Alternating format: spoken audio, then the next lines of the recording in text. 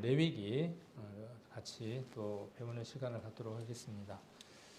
지난번에 레위기에 대한 내용들 함께 이렇게 이제 살펴보고 있는데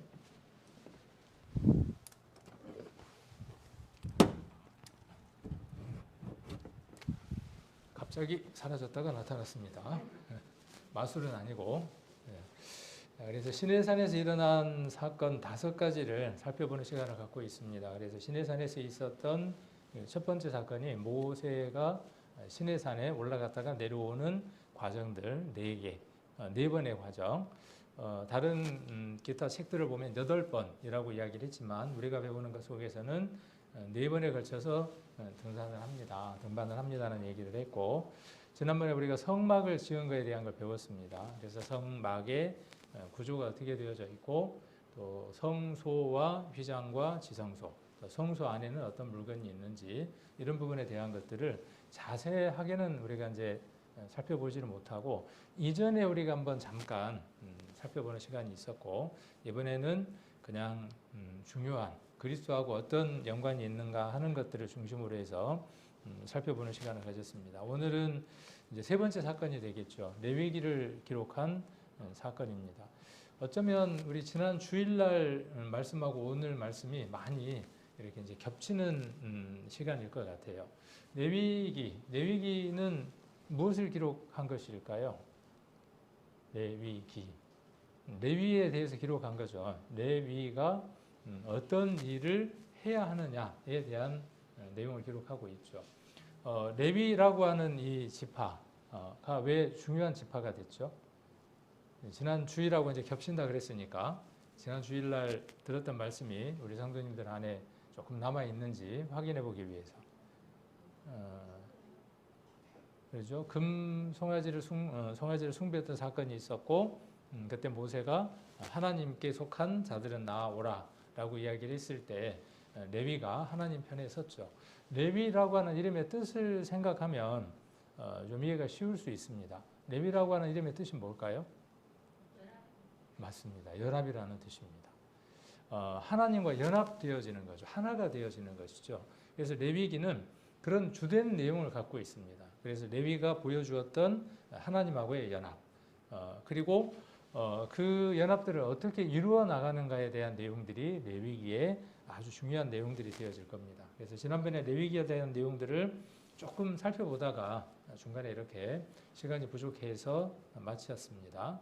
그래서 레위기는 그 성경에 있어서 아주 중요한 위치에 차지한다. 중요한 위치를 차지하고 있다. 이렇게 말씀을 드렸습니다. 그래서 레위기는 지난번에 우리가 잠깐 봤었지만은 창세기와 연관이 있고, 그래서 레위 언약을 어떤 분과 맺었는가를 기록한 것이 창세기. 그러니까 레위기를 중심으로 해서 모세 오경을 이해해 보았을 때의 창세기는 레위 언약을 어떤 분과 맺었는가 하는 것을 기록한 것이고, 그 다음에 출애굽기는 이 레위기 언약을 맺게 된 역사적 과정을 기록한 책이 되는 거죠.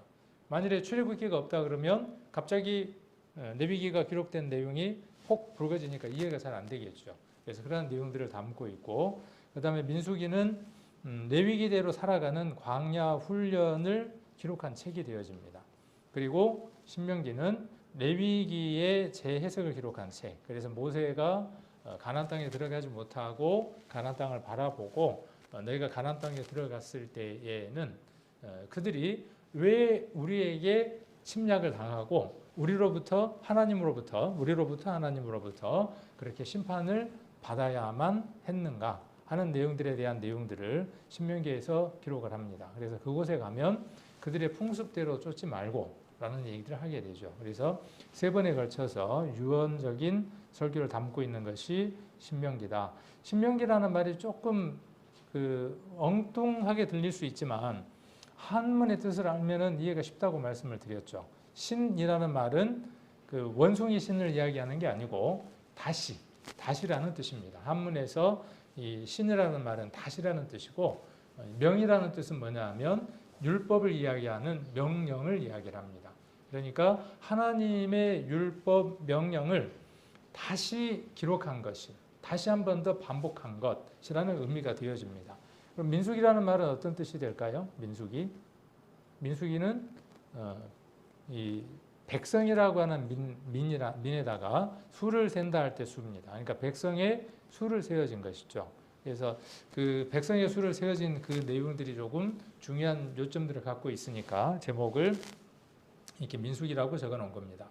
그리고 구약에 나오는 많은 역사서들, 우리가 수요일 날 또 설교자를 통해서 역사서를 배웠죠.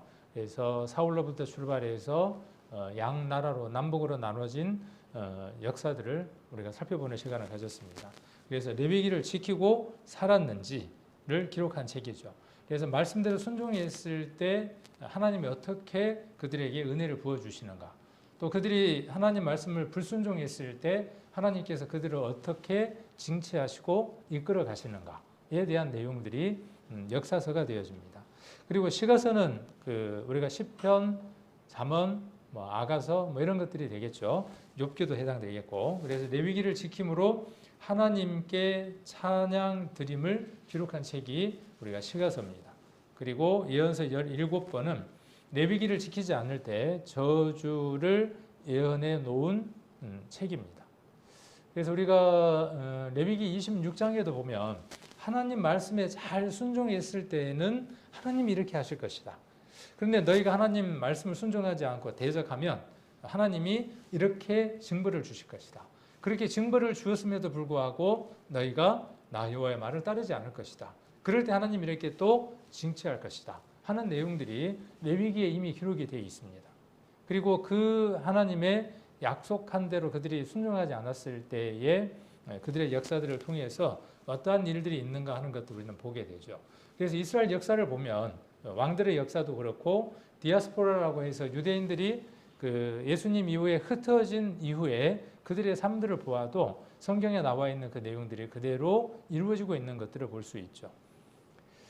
자, 그래서 이런 내용들로 우리가 구성이 되어 있기 때문에 레위기를 우리가 살펴보는 것은 중요한 공부가 되어집니다. 레위기 19장을 한번 보겠습니다. 레위기가 성경에 있어서 중요한 한 부분을 차지하고 있고, 그 다음에 레위기 속에서 또 중요한 한 부분을 우리가 한번 찾아보라고 한다면 성경을 하나님이 기록하신 목적을 우리가 한번 함축해서 하나로 이야기를 해보면 성경은 무엇을 담고 있는 책이냐 하면 구원에 관한 책이죠. 복음에 관한 책입니다. 그리고 그 복음을 깨달은 사람이 하나님하고의 관계를 어떻게 유지하고 살아가느냐에 관한 내용이 성경의 가장 중요한 내용일 겁니다. 은혜를 깨달은 우리들에게 그렇고 또 성경을 기록할 당시에 유대인들에게도 동일한 관점에서의 내용들을 볼 수 있습니다. 그래서 19장 1절부터 한번 보시면 여호와께서 모세에게 일러 가라사대 너는 레위기 19장입니다. 너는 이스라엘 자손의 온 회중에게 구하여 이르라. 너희는 거룩하라. 나 여호와 너희 하나님이 거룩함이니라. 성경에서 가장 중요한 단어입니다. 구원받았다. 구원받은 무리가 되었다. 구원받았다라는 말을 조금 다른 표현으로 우리가 한번 바꿔본다 그러면 거룩함을 얻었다라고 우리가 바꿀 수 있습니다. 그러니까 구원이라고 하는 이 단어와 동일하게 쓸 수 있는 많은 단어들이 성경에 있습니다. 우리가 잘 아시는 것처럼 의롭게 됐다, 죄사함 얻었다, 그다음 또 거듭났다, 중생했다, 새 생명을 얻었다, 여러 이야기들을 할 수 있겠지만 그 모든 얘기를 한 곳으로 이렇게 집약시켜서 연결지어 본다 그러면 구약으로 이렇게 연결 짓는다 그러면 레위기에 나와 있는 이 말씀들과 연결 지을 수 있다는 것이죠. 그래서 하나님은 인생들에게 무엇을 원하시느냐 하면 거룩함을 원하시는 겁니다. 하나님은 어떤 분이라고 스스로 말씀하시느냐 하면 거룩한 분이라고 말씀하시면서 2절에 너희는 거룩하라 이렇게 말씀하십니다. 그러면 어떻게 하면 거룩할 수 있을까요? 인생은 거룩하지 않다라고 성경은 선언했죠. 의인은 없나니 여러 명도 없습니까? 하나도 없다. 한 명도 없다. 그렇게 성경은 선언했습니다. 그러함에도 불구하고 성경은 무엇이라고 하나님 말씀하시느냐 하면 거룩하라 이렇게 말씀하고 계시죠. 그러면 이 성경 안에 거룩할 수 있는 길, 방법이 열려 있는 거죠. 그 열려 있는 방법, 거룩할 수 있는 방법, 그 거룩함을 유지할 수 있는 방법을 기록해 놓은 것이 레위기입니다. 그리고 거기에 힌트가 있죠. 어떻게 하면 그 거룩함을 얻고 거룩함을 유지하는 삶을 살 수 있느냐. 레위기를 크게 두 부분으로 나누면 거룩하게 되는 법과 거룩함을 유지하는 부분 두 부분으로 나눌 수 있습니다. 그러니까 레위기를 하나로 딱 줄이면 거룩입니다. 성경을 하나로 딱 함축하면 거룩입니다. 어떻게 하면 거룩할 수 있냐는 거죠. 예수 그리스도께서 오셔서 그 거룩함 속으로 들어갈 수 있는 길을 열어 놓으셨습니다. 그것이 우리가 알고 있는 복음의 가장 핵심입니다. 그래서 구원받았다라는 말을 우리가 다르게 표현하면 거룩함을 얻었다입니다. 근데 우리의 현재 모습을 보면 어때요? 우리가 우리 자신들을 볼 때 이래가지고 어떻게 거룩하다고 말할 수 있을까? 믿음은 우리의 시선으로 우리를 보는 것이 아니라 말씀에 우리를 어떻게 보시는가? 하나님의 시선에서의 우리를 보는 것이 믿음입니다. 그러면 어떻게 하면 거룩할 수 있냐? 어떤 것이 거룩이냐? 하는 것을 제시하고 있죠. 19장에 그 내용을 제시하고 있습니다. 4절을 한번 보시면 너희는 헛것을 위하지 말며 어디서 이거 한번 들어본 것 같은가요? 이 내용은 어디에 있는 내용을 다시 한번 더 반복하고 있는 것이죠. 출애굽기 20장에 나와 있는 내용을 다시 한번 더 반복하고 있는 내용입니다. 그래서 너희는 헛것을 위하지 말라. 너희를 위하여 신들을 부어 만들지 말라. 나는 너희 하나님 여호와니라. 나는 하나님 여호와니라. 나는 하나님 여호와니라. 이렇게 기록되어 있지 않고 여기 보면 나는 너희 하나님 여호와니라. 하나님이 우리의 하나님이 되지 않으면 여기 너희인데 이 너희를 우리가 받으면 너희를 우리가 받으면 우리라고 이야기를 할 수 있는 거죠.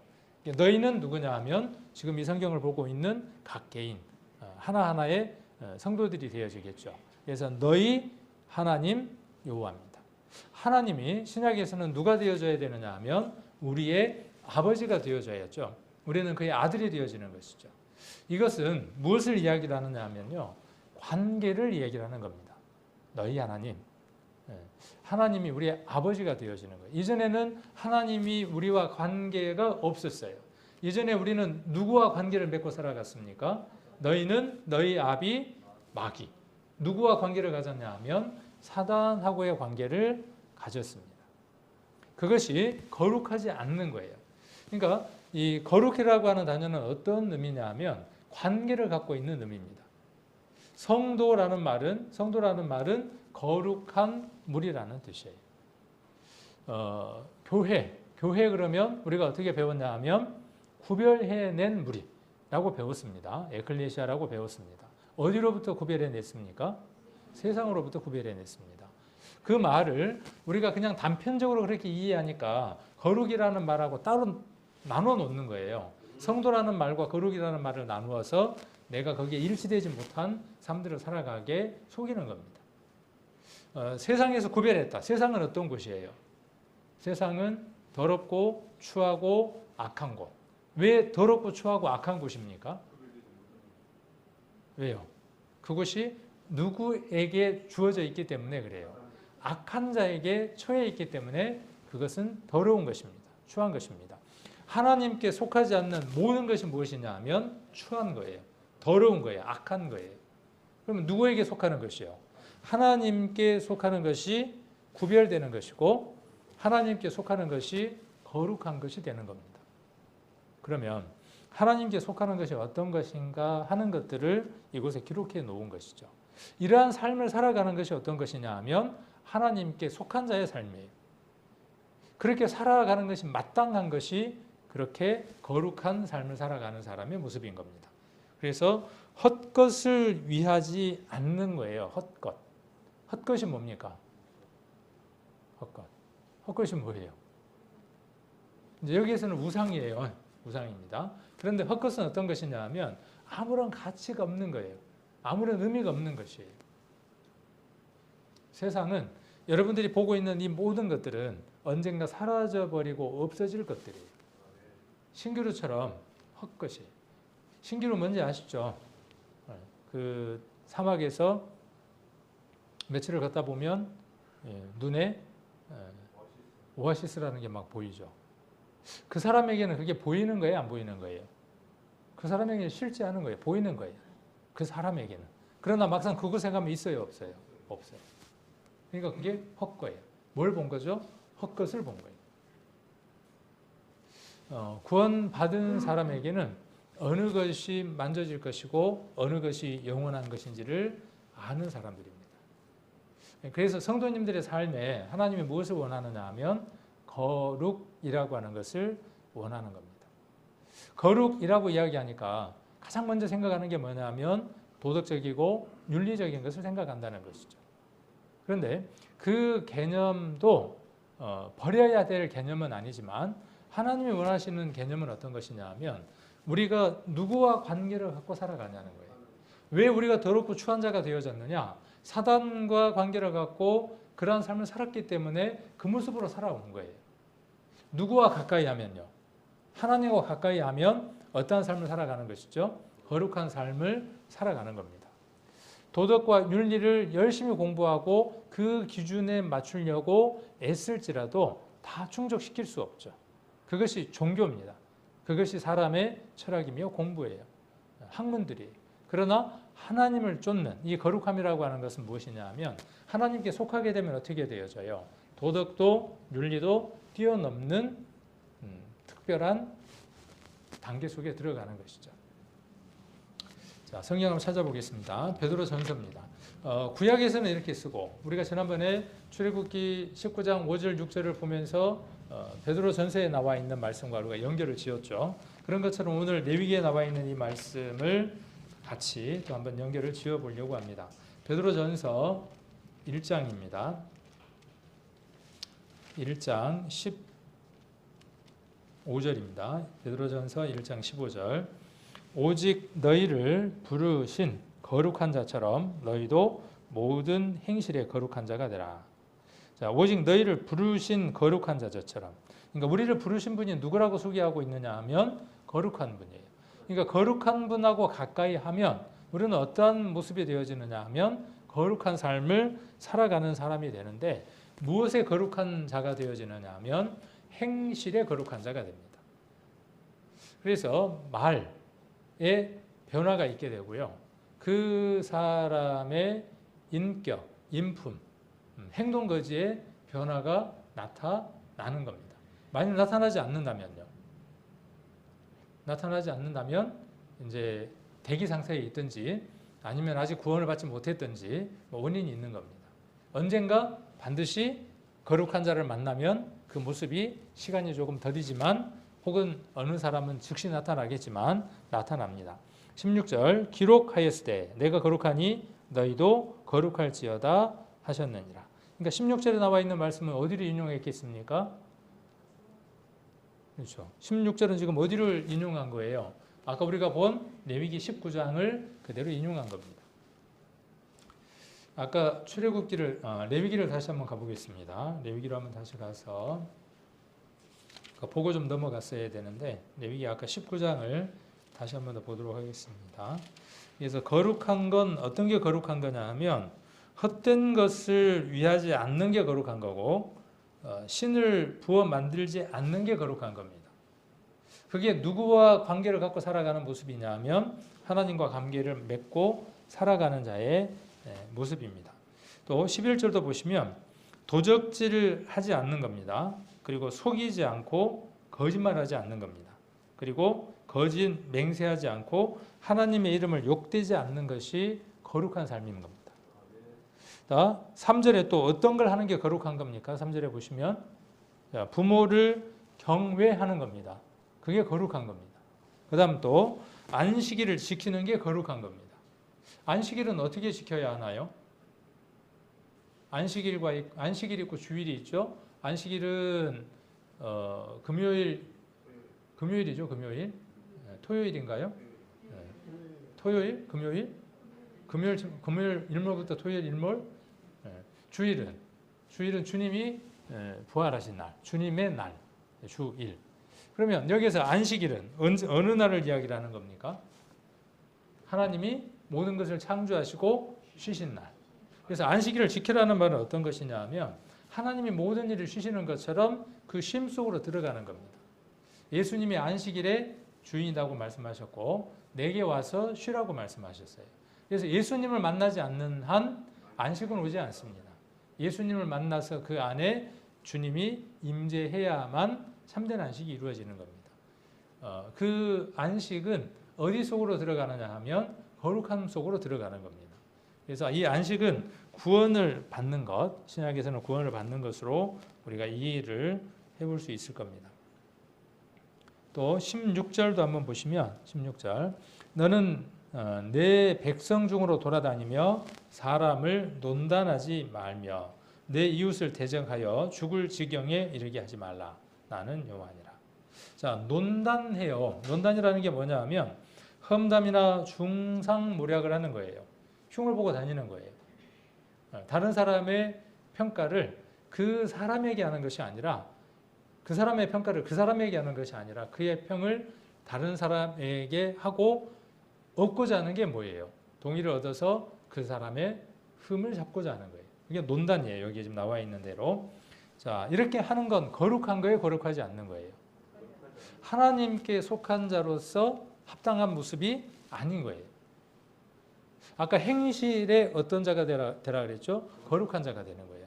그러니까 레위기를 기록한 목적이 어디에 있느냐 하면 하나님이 레위기를 기록하게 하신 목적, 그들에게 주신 목적이 어디에 있느냐 하면 그러한 삶을 살아가는 자들에게 그러한 삶들이 그쳐지게 하기 위해서 하나님이 말씀을 주셨다는 거예요. 이것을 알지 못하면 하나님이 무엇을 원하는지를 알지 못하는 것이죠. 성도에게 거룩한 자가 됐다, 구원을 얻었다, 하나님의 자녀가 됐다. 그 이후에 알아야 할 것이 무엇이냐 하면 하나님의 자녀다운 삶을 어떻게 살아가느냐 하는 것이에요. 여기 나와 있는 말씀들은 하나님의 자녀다운 삶이 무엇인가를 하나하나 제시하고 있는 겁니다. 어떤 것이 거룩한지를 예를 들어서 하나하나 말해주고 계시는 겁니다. 17절 너는 내 형제를 마음으로 미워하지 말며 이웃을 인하여 죄를 당치 않도록 그를 반드시 책선하라. 책선이라는 말은 뭡니까? 이 책망하고 훈계하라 그런 뜻입니다. 신약에서는. 자, 너는 내 형제를 마음으로 미워하지 말며. 자, 예수님이 오셔서 어떻게 하셨느냐 하면 마태복음 5장에서 옛사람에게 말한 바라고 말씀하시고 나서 마음으로 하는 것까지 올려놓으셨죠. 그래서 마태복음 5장의 중요한 핵심이 무엇이냐 하면 무엇일까요? 마태복음 5장에서 예수님이 쭉 말씀하신 요점이 무엇일까요? 마태복음 5장의 요점도 이것이에요. 거룩함이에요. 그렇게 하는 것이 거룩함이라는 거예요. 옛사람에게 말한 바 살인치 말라라고 말씀했는데 형제를 미워하는 것, 그것이 살인하는 것이다. 그러니까 형제를 미워하지 않고 살아가는 것, 그것이 무엇이냐 하면 하나님이 원하시는 삶이라는 거예요. 중심에서 형제를 사랑할 수 있어야 한다는 것이죠. 만일 하나님께 예물을 드리러 가다가 형제하고 깔짝지근한 문제가 있으면 어떻게 하라고? 그렇게 성경은 이야기를 하고 있죠. 그게 뭐예요? 그게 거룩함이에요. 그게 정결함이에요. 그게 구원받은 사람의 합당한 삶이에요. 그런 삶을 살아가게 하기 위해서 하나님이 말씀을 기록하셨노라고 말씀하고 계시는 겁니다. 그래서 원수를 18절 원수를 갚지 말며 동포를 원망하지 말며 이웃 사랑하기를 내 몸과 같이 하라. 나는 여호와니라. 그러니까 신약과 구약은 새로운 내용을 더해 놓은 것이 아니라 신약에 예수님이 하셨던 그 말씀이 이미 어디에 다 기록되어 있는 거죠? 구약에 낱낱이 다 이미 기록되어져 있는 겁니다. 예수님이 하신 말씀은 하나님이 하신 말씀을 인용하고 있는 것이죠. 그러므로 예수님의 말씀은 곧 하나님의 말씀인 겁니다. 또 더 넘어가서 26절에 보시면 너희는 무엇이든지 핏째 먹지 말라. 복수를 하지 말며 술수를 행치 말며 머리카락을 둥글게 깎지 말며 수염 끝을 손상치 말며 죽은 자를 위하여 너희는 살을 베지 말며 몸에 문의를 놓지 말라. 나는 여호와니라. 나는 여호와니라. 뭐가 생략이 됐을까요? 나는 너희. 그죠? 앞에 너희라는 말이 계속 포함되어 있는 거죠. 너희 하나님이에요. 우리를 어떻게 하시려고 하시는 하나님? 거룩하게 하시려고 하시는 그 거룩하신 하나님. 그러니까 몸에 무늬를 놓는 것은 무엇이에요? 더러운 거예요. 그렇죠? 몸에 무늬를 놓는 것. 이 몸에 무늬를 놓는 건 뭐예요? 문신 얘기하는 거죠. 누구의 말씀이에요? 하나님의 말씀이에요. 그런데요, 있잖아요. 요즘 사람들도 다 하고요. 국회에서도 앞으로 법으로 통과한다 그러는데 법으로 통과되면 괜찮잖아요. 차라리 그냥 하고 싶어요 그렇게 말하는 게 낫죠. 자기가 하고 싶은 마음을 다 거기에 담아서 뭐라고 이야기를 해요. 나는 굳이 원하지는 않는데 항상 그렇더라고 얘기하는 거 보면. 항상 보면 뭐라고 이야기하느냐면 국민들이라고 이야기를 하고 주변에 있는 사람들이, 옆에 있는 사람들이 나는 그걸 원치 않는데 근데 가만 들여다보면 그 말을 하는 중심에 무엇이 있어요? 내가 그걸 원하는 거예요. 누구의 힘을 실어서? 국민의 힘을 실고 주변에 있는 사람의 힘을 실고 옆에 있는 사람의 힘을 실어서 어떻게 하는 거죠? 내가 전달하고자 하는 내용을 간접적으로 전달하려고 하는 내용들이 그 속에 포함되어 있어요. 그 모습이 아름다워요? 그 모습이 거룩해요? 아니에요. 그 모습이 아름답지를 않아요. 그 모습은 거룩한 모습이 아니에요. 근데 그것을 부끄러워할까요? 아니에요. 왜 부끄러워할 줄 모를까요? 배우질 않았으니까. 배우질 않았으니까. 성령이 내 안에 거룩하게 내 삶을 이끌어 가도록 주도권을 그분에게 넘기지 않았기 때문에 매일의 삶들 안에서 내가 주도권에 대해서 나를 끌고 가기 때문에 그 삶에 익숙하지 않는 거예요. 그러고 나면 집에 가서 엄청 불편해야 되는 거예요. 그래야 다음에 어떻게 되죠? 변화가 나타나요. 그래서 집에 가서 엄청 불편한 사람은 어때요? 가능성이 좀 있는 사람이에요. 하나님 역사하시는 사람이에요. 근데 내가 할 말 다 했다. 내가 할 소리 했다. 그건 뭐예요? 이제 아직 멀었죠. 자, 그리고 32절에 보시면 너는 센 머리 앞에 일어서고 노인의 얼굴을 공경하며 내 하나님 여호와를 경외하라. 나는 여호와니라. 그냥 그 얘기만 하고 말면 될 텐데 뒤에 뭐라고 자꾸 말씀하시죠? 내 하나님 여호와를 경외하는 거예요. 하나님을 경외하는 것 속에 무엇이 함께 내재되어 있는 거예요? 노인을 보면 센 머리 앞에서 어떻게 해요? 다리를 꼬고 앉아 있는 게 아니라 어떻게 한다고요? 지하철에서 여러 곳에서 어떻게 해야 된다고요? 벌떡 일어서야 된다고요. 근데 세상은 어떻게 가르치죠? 세상은 다 사라져 갑니다. 그것을 옳다고 이야기를 합니다. 거룩하지 않는 거예요. 하나님이 기뻐하시지 않는 거예요. 세상은 그렇더라도 교회는 어떻게 되어져야죠? 교회는 바르게 가야 돼요. 노인 공경하는 게 노인을 공경하는 것이 아니라 성경 오늘 뭐라고 말씀하고 계시죠? 그것이 누구와 동일한 것이에요? 나 여호와를 경외하는 거예요. 나는 여호와라고 그렇게 말씀하셨어요. 하나님이 원하시는 거예요. 하나님의 거룩한 속성 가운데 그것이 포함되어 있는 거예요. 하나님이 그것을 기뻐하시는 거예요. 교회는 어떤 모습이어야 되느냐 하면 그 모습이어야 돼요. 나이 든 사람들은 귀찮죠. 그죠? 모든 것들이 느려. 그리고 모든 것들이 번잡스러워. 그러니까 나이 드신 분들은 어때요? 이제 세상에서 어떤 대상이 되어져요? 꺼리낌의 대상이 되어가는 거예요. 성경은 그것이 거룩하지 않는 것이다. 그렇게 이야기를 하고 있습니다. 제 안에 그런 게 있어요. 제 안에 그런 못된 것들이 들어앉아 있더라고요. 내가 불편하고 내가 번잡스럽고 그러면 어때요? 불편한 마음이 있는 거예요. 그러니까 그 불편한 마음은 어떤 마음이에요? 불편한 마음은 어떤 마음? 거룩하지 않는 거예요. 누가 지금 반응하고 있는 것이죠? 내 안에 있는 성령이 내 양심이 최소한 내 양심이 어떻게 반응하고 있는 것이죠? 옳지 않다, 거룩하지 않다라고 반응을 하고 있는 겁니다. 그래서 적어도 우리 교회는 이런 부분들에서 도덕적인 것이나 윤리적인 것이나 세상 사람들이 생각할 때 적어도 이런 정도는 되어야 되지 않는가 보다 훨씬 더 뛰어난 도덕과 윤리의 개념을 갖고 살아가야 한다는 것이에요. 그래서 부모를 공경하는 것, 부부간에 서로 사랑하고 살아가는 것, 자식을 사랑하는 것, 이 모든 것들에서 우리는 어떻게 해야 되느냐 하면 아주 특별해야 한다는 겁니다. 그 부분을 누가 말씀하고 계시는 거죠? 도덕책에서 이야기를 하고 있는 게 아니라 하나님이 우리에게 말씀하고 계시는 것이죠.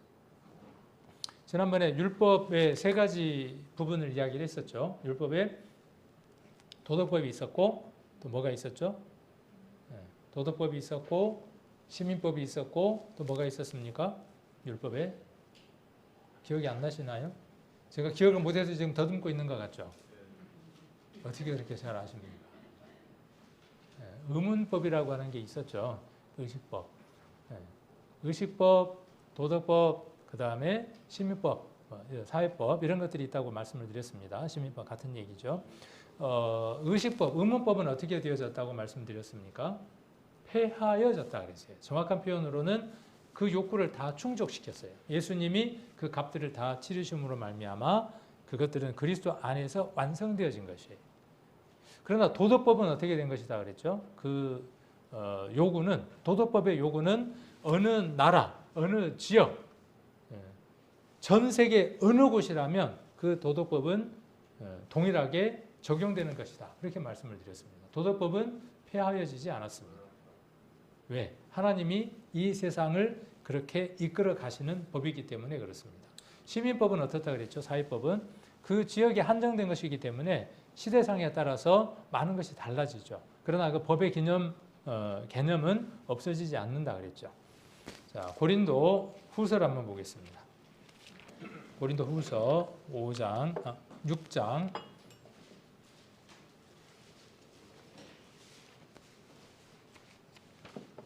고린도 후서 6장입니다. 14절부터입니다. 자, 너희는 믿지 않는 자와 멍에를 같이 하지 말라. 의와 불법이 어찌 함께하며 빛과 어둠이 어찌 사귀며 그리스도와 벨리알이 어찌 조화되며 믿는 자와 믿지 않는 자가 어찌 상관하며. 이것은 무엇을 이야기하기 위한 것이냐 하면 뒤에 나오는 이 성전과 우상에 대한 얘기를 하기 위해서 쭉 전개를 하고 있는 겁니다. 16절 하나님의 성전과 우상이 어찌 일치되리요. 성전이 어디가 성전입니까? 그렇죠. 지금 그 얘기를 하고 있는 겁니다. 그러니까 앞에 있는 내용도 어떻게 이해를 해야 되는 겁니까? 같은 맥락에서 이해가 되어져야죠. 성전이라 그랬으니까 보여지는 건물을 지금 두고 이야기를 하는 게 아닙니다. 하나님이 임재하고 계시는 성도, 거룩하게 된 집을 얘기를 하는 겁니다. 우리 성도들을 이야기를 하고 있는 겁니다.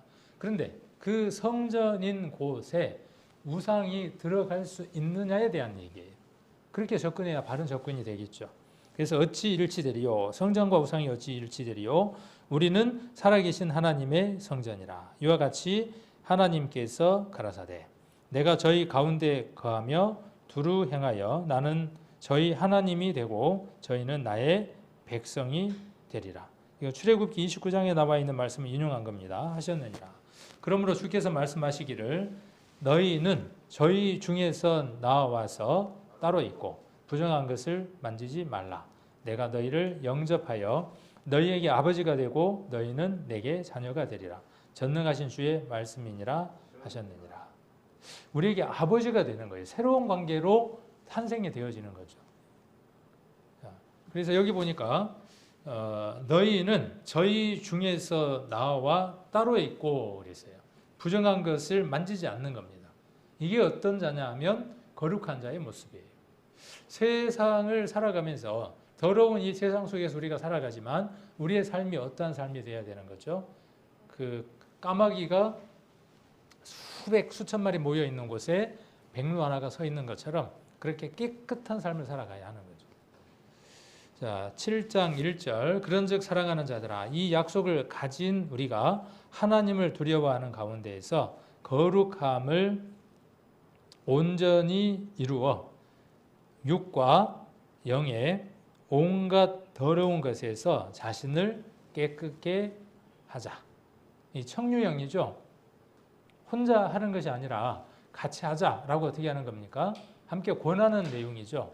바울이 고린도 교회에다가 그 고린도 교회 문제 많고 탈도 많은 그 교회에게 교회 문제가 지금 무엇이라고 바울은 진단하고 있는 거죠? 고린도 교회의 문제가 어디에 있다고 지금 진단하고 있는 거예요? 고린도전서 13장 5절이 그 답인 겁니다. 너희 안에 그리스도가 계시지 않기 때문이라는 거예요. 너희가 성전임에도 불구하고 성전이면 하나님으로 가득 채우고 있어야만 하는데 아까 레위기 19장에 나와 있는 것처럼 무엇으로 채우고 있다는 거예요? 헛된 것으로 채우고 있는 거예요. 미움으로 채우고 있는 거예요. 질투로 채우고 있는 거예요. 그것을 지금 고린도 후서에서는 무엇이라고 지금 단언하느냐 하면 그것이 우상이다라고 이야기를 하고 있는 겁니다. 우리 지난번에 요한 1서를 다 마쳤습니다. 요한 1서를 배울 때 요한 1서 마지막 장 마지막 절의 내용이 무엇이었습니까? 기억나십니까? 기억이 안 나시면 얼른 요한 1서 5장 21절을 찾아보십시오. 무엇이라고 되어져 있습니까? 성경은 다 거미줄처럼 낱낱이 연결되어져 있습니다. 한 줄을 건드리면요, 모든 줄들이 함께 움직이는 구조로 이루어져 있습니다. 결국은 성경은 거룩함이에요. 하나님 거룩하신 분이 우리 안에 들어와 있는 거예요. 자, 너희 자신을 지키는 거죠. 어디에서 멀리하는 거예요? 우상에서 우리 자신을 멀리하고 지키는 거예요. 우상이 무엇이에요? 그날 무엇이라고 제가 정의를 내려드렸습니까? 신? 절에 가서 만들어져 있는 그 신? 아니에요. 우리 안에 하나님보다 더 크게 느끼게 하는 그 어떤 것이에요. 자식일 수 있고 돈일 수 있고 드라마일 수 있고 유튜브일 수도 있고 아주 다양합니다. 신종 새로운 것일 수도 있어요. 보지도 듣지도 못한 것일 수도 있습니다. 그래서 여기도 뭐라고 말씀을 하고 계시느냐 하면 거룩함을 온전히 이루어 육과 영의 온갖 더러운 것에서 자신을 깨끗하게 하는 거예요. 깨끗하게 하는 거예요. 언제부터 깨끗하게 할 수 있었습니까? 이전에 예수님을 알기 이전에 우리를 깨끗하게 할 수 있어요, 없어요? 불가능한 일이에요. 그러나 이제는요.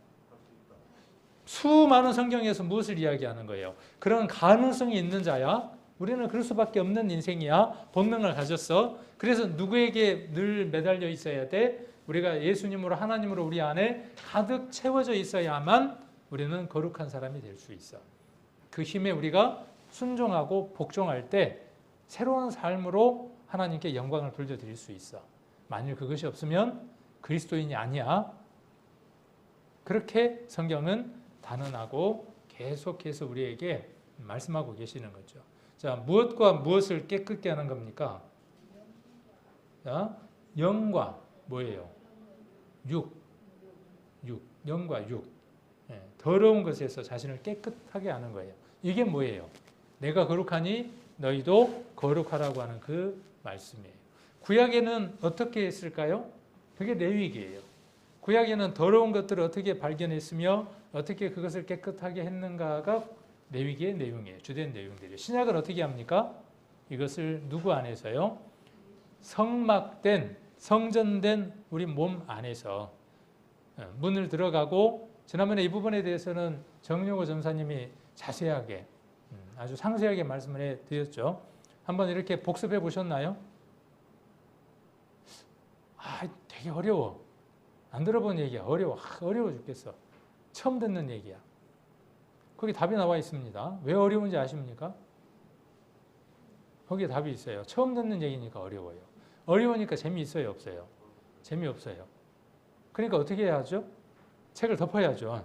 아니에요. 어떻게 해야만 합니까? 한 번 더 듣고 또 듣고 또 듣고 또 들어서 그것이 내 것이 되도록 해야 하는 거죠. 그 과정이 없으니까 어때요?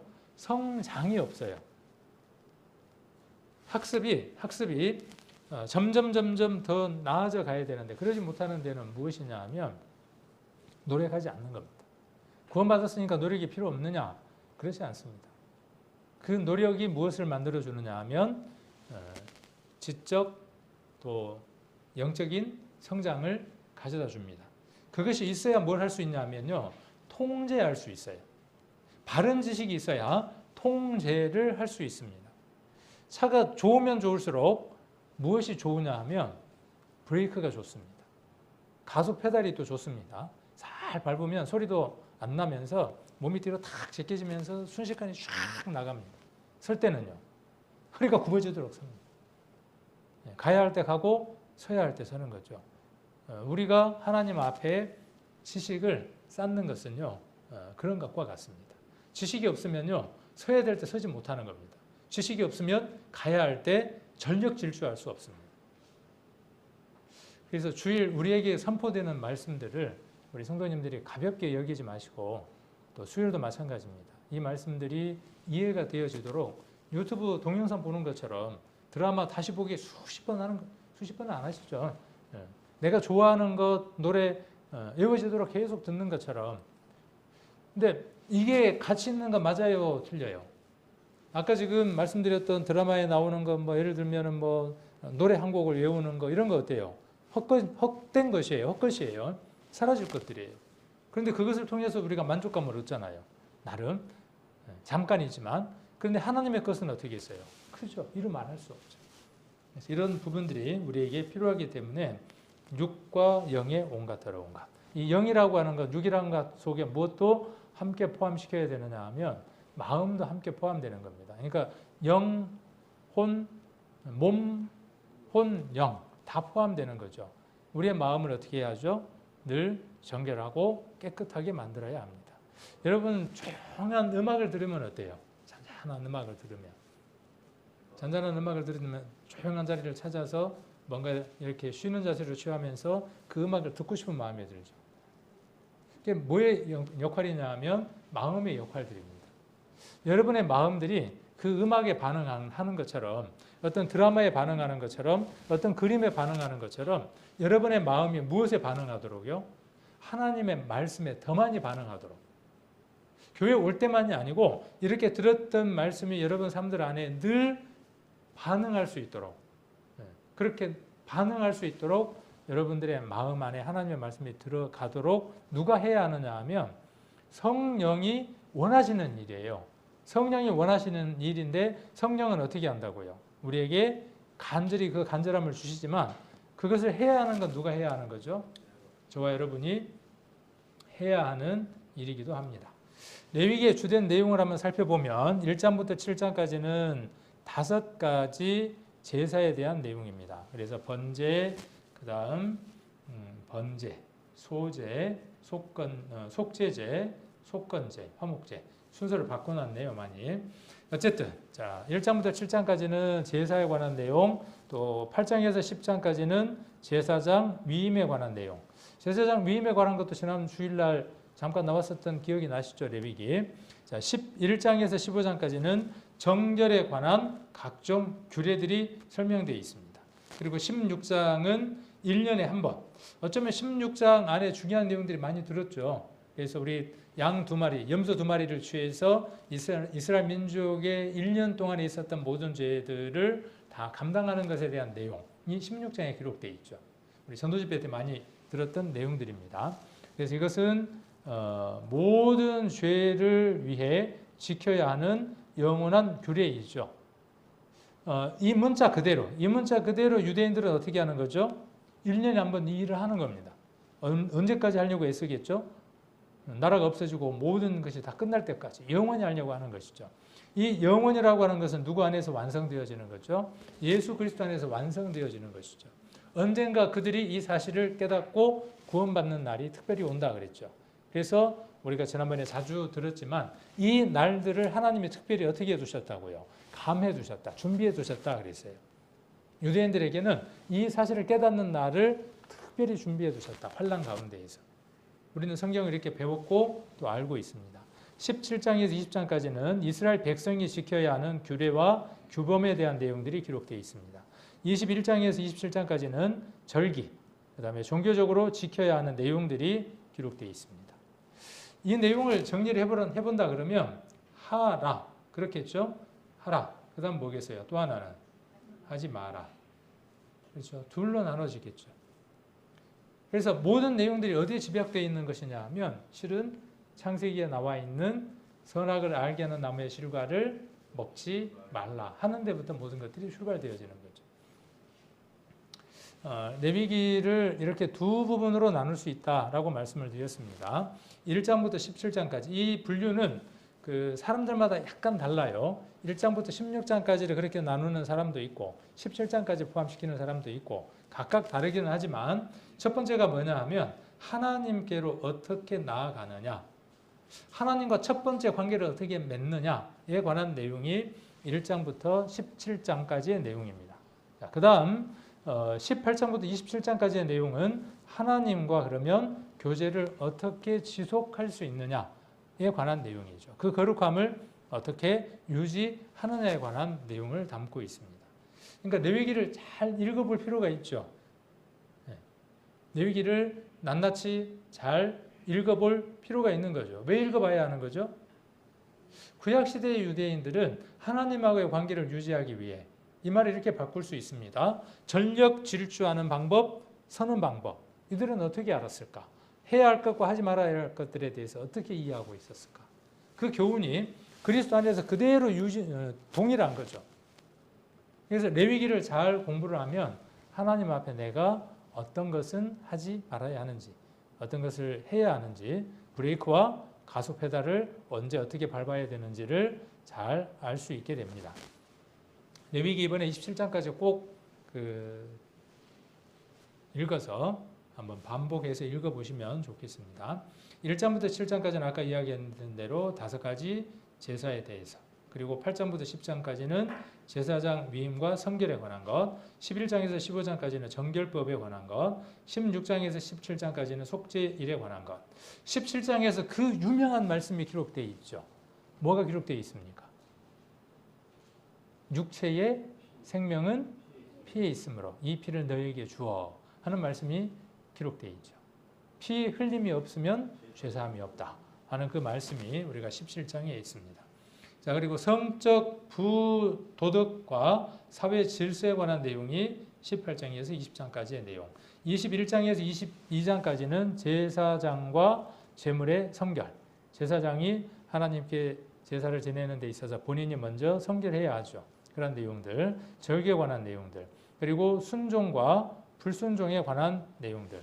레위기 26장을 한번 보겠습니다. 레위기 26장.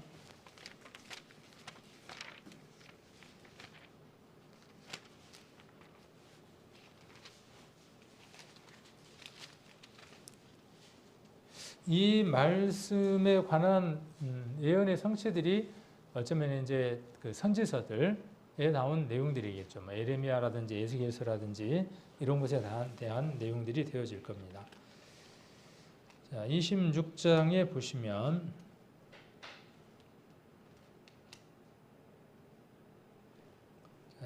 14절, 그러나 너희가 내게 청종치 아니하여 이 모든 명령을 준행치 아니하면, 이렇게 말씀하고 계시죠. 또 12절 한번 보시면 나는 너희 중에서 행하여 너희 하나님이 되고 너희는 나의 백성이 될 것이니라.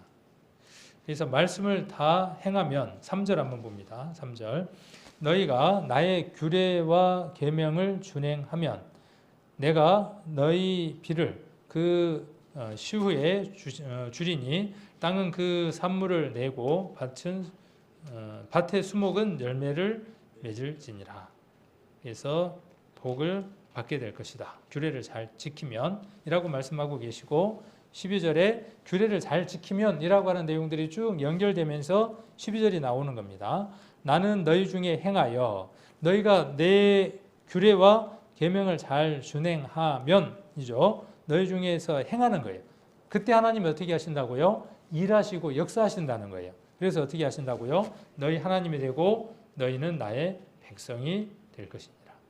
이 얘기의 내용들이 어디에 계속 반복되느냐 하면요, 에레미야, 에스겔, 이사야에 보면 계속 반복됩니다.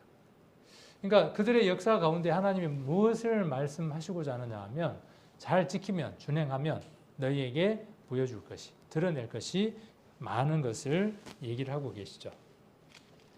자, 21절 한번 봅니다. 너희가 나를 거스려 내게 청종치 않을진대 내가 너희 죄대로 너희에게 7배나 더 재앙을 내릴 것이라. 이스라엘의 역사가 보여주는 게 무엇이에요? 이 역사예요.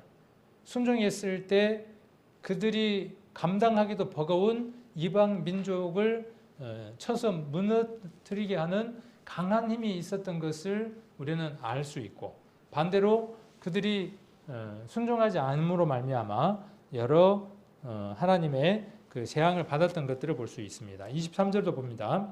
이런 일을 당하여도 너희가 내게 돌아보지 아니하고 나를 대항할진대 나도 너희에게 대항하여 너희 죄를 인하여 너희를 7배나 더 칠지니라. 이것은 우리의 신앙생활 안에도 마찬가지예요. 우리가 하나님의 말씀을 순종하지 않고 살아갔죠. 그러면 하나님은 그것을 무엇으로 보느냐 하면 우리가 누구에게 대항하는 것으로 보는 거예요. 우리가 말씀에 계명에 순종하지 않으면 하나님은 그것을 무엇으로 보시느냐 하면 우리가 하나님에게 거역하고 대항하는 것으로 보는 겁니다. 그럼 하나님이 어떻게 하시겠다는 거예요? 갚아줄게. 갚아줄게. 하나님 어떻게 갚으실까요? 어떤 것들로? 우리는 몸이 아프거나 물질의 손해를 입거나 내가 계획했던 일들이 제대로 돌아가지 않으면 하나님이 내게 간섭하셔서 징계를 내리셨다고 생각합니다.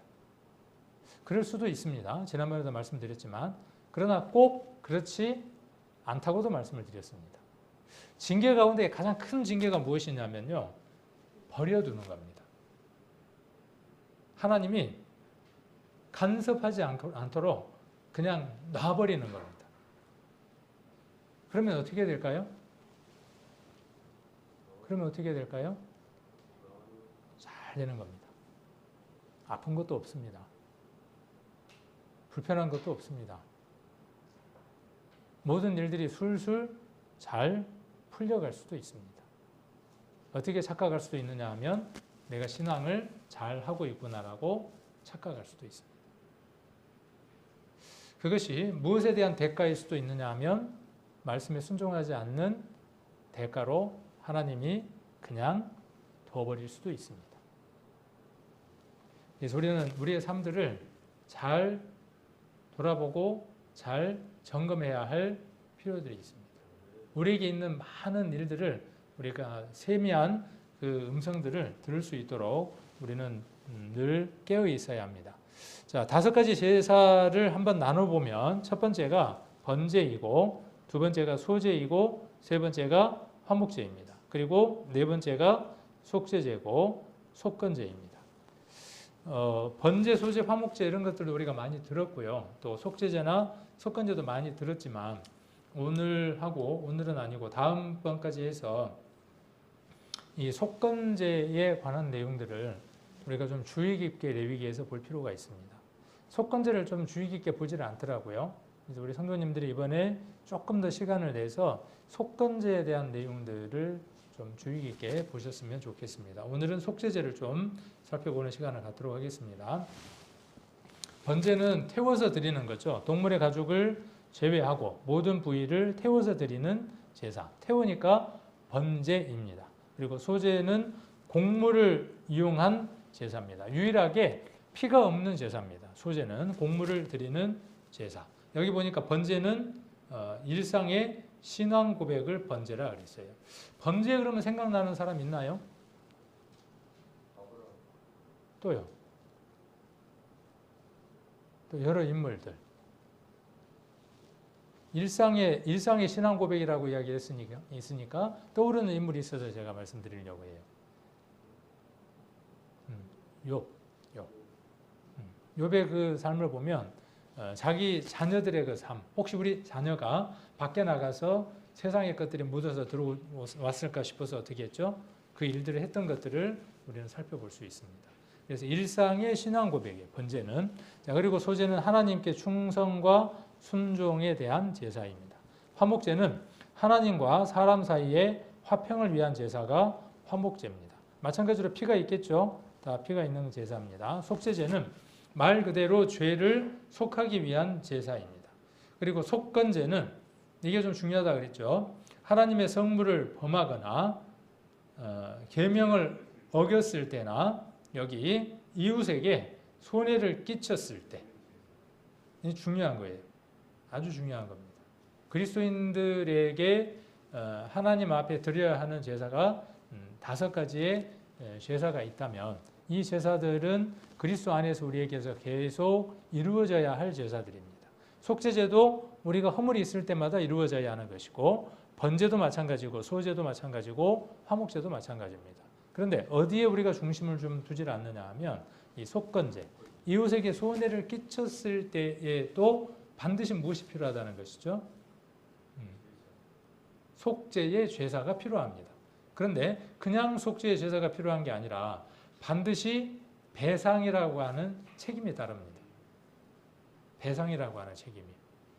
이전에 지금은 우리와 함께하지 않지만은 이런 얘기를 하시는 분이 있었어요. 자기는 자기 아내하고 한번 싸웠는데 얼마나 심하게 싸웠냐 하면 집에 있는 야구방망이로 아내를 두들겨 팼대요. 그래서 경찰이 출동을 했대요. 거기까지 이야기를 하면서 뭔 얘기를 할까 하고 이제 기다렸는데 뭐라 그러냐면 그런데 목사님 저는 절대로 회개 기도를 하지 않습니다. 왜냐하면 그 모든 죄가 다 사함받았기 때문에 우리 집사람을 그렇게 때렸던 죄에 대해서 저는 회개하지 않습니다. 왜? 그 모든 죄가 다 사함을 받았다는 것을 믿기 때문에 저는 절대로 회개 기도를 하지 않습니다. 그러더라고요. 아닌데요. 그거 아닌데요. 그리고 제가 이 부분을 한번 이야기를 했었어요. 근데 안 들리는 거예요. 왜 안 들릴까요? 그것이 자기의 안에 틀로 꽉 채워져 있으니까 답이 없는. 근데 우리 그리스도인들이 그럴 수 있어요. 이 속건제에 대해서 모르면 그럴 수 있습니다.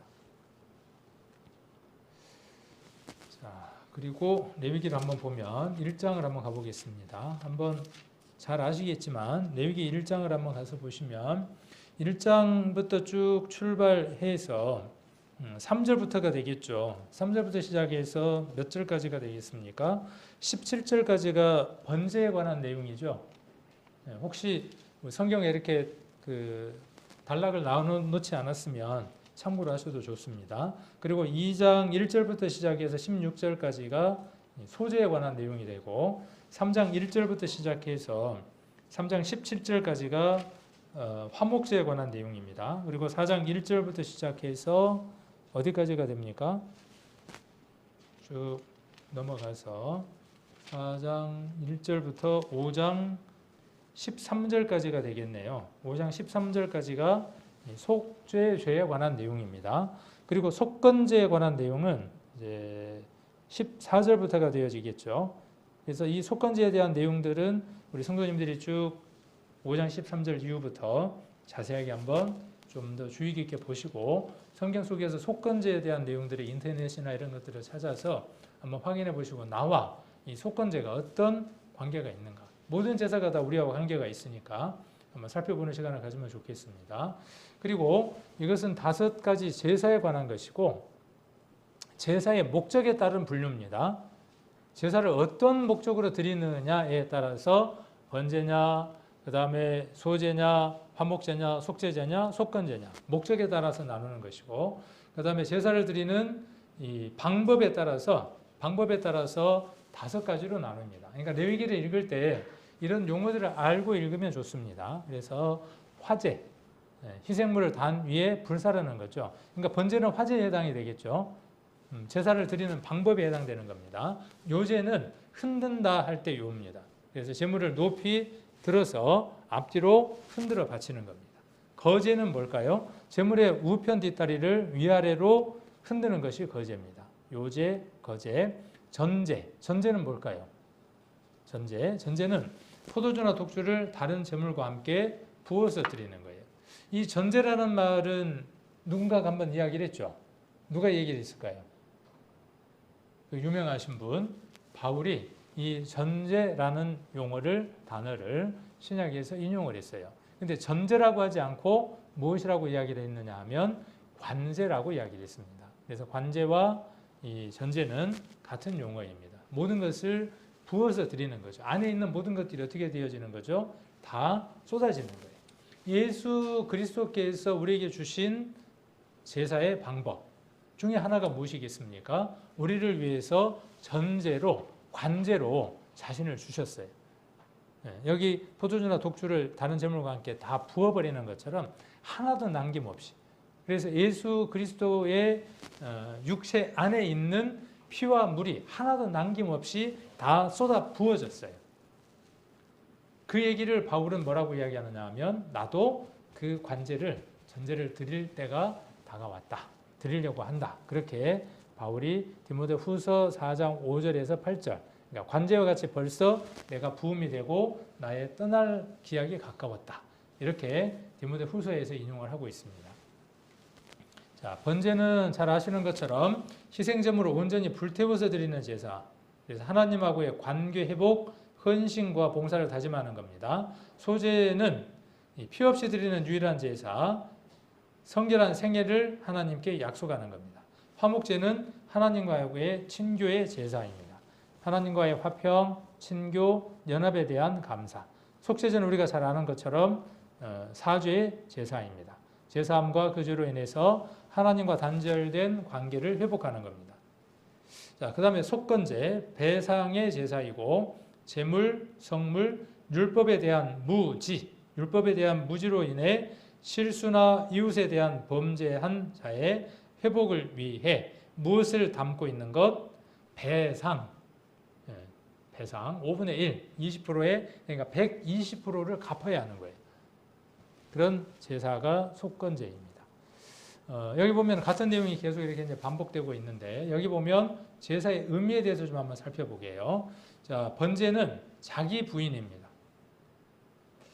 나와 있는 아까 그 레위기 1장에 나와 있는 번제는 자기를 부인하는 삶에 관한 겁니다. 소제는 자기 희생이고 화목제는 나눔과 회복입니다.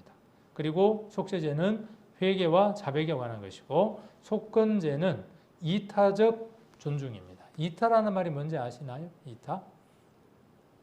이타의 반대말이 뭐겠어요? 이기예요, 이기. 자기를 원하는 거예요. 모든 중심을 자기에다가 두고 살아가는 게 이기적인 거예요. 이타적인 건 뭐죠? 이타적인 건 뭐냐 하면 나 외에 다른 사람에게 중심을 잡고 살아가는 게 이타적인 거예요. 그리스도인들은 이기적인 사람일까요? 이타적인 사람일까요? 그리스도인들은 이기적인 삶이 맞을까요? 이타적인 삶이 맞을까요? 남을 위한 삶이에요. 돈을 벌어서 누구를 위한 삶을 살아야 되느냐 하면 내 가정을 꾸리고자 하는 삶으로 살아가면 이기적인 삶이에요. 그 돈이 누구를 위해서 쓰여져야 돼요? 이타적이어야 돼요. 그러지 않았을 때에는 그 부분에 대한 하나님 앞에 속죄의 제사가 필요해요.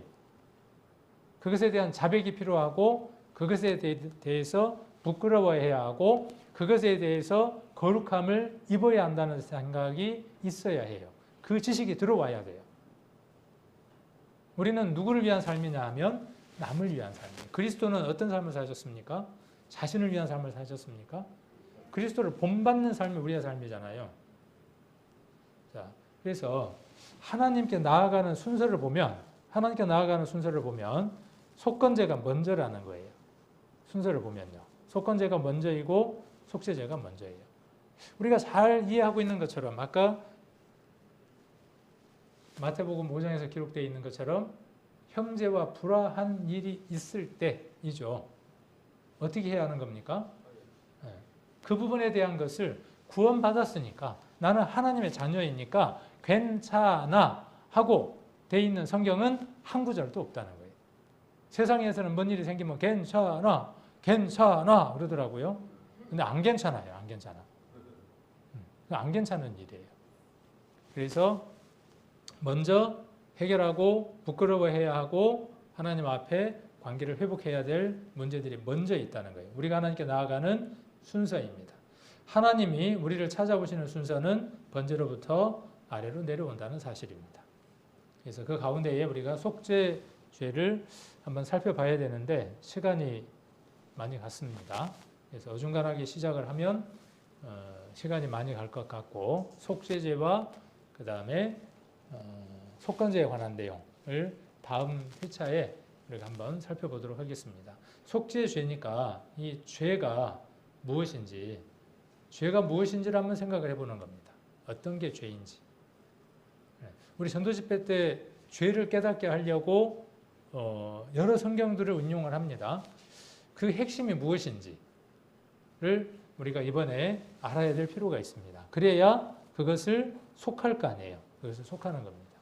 이런 내용들은 다음 회차에 한번 살펴보는 시간을 갖도록 하겠습니다.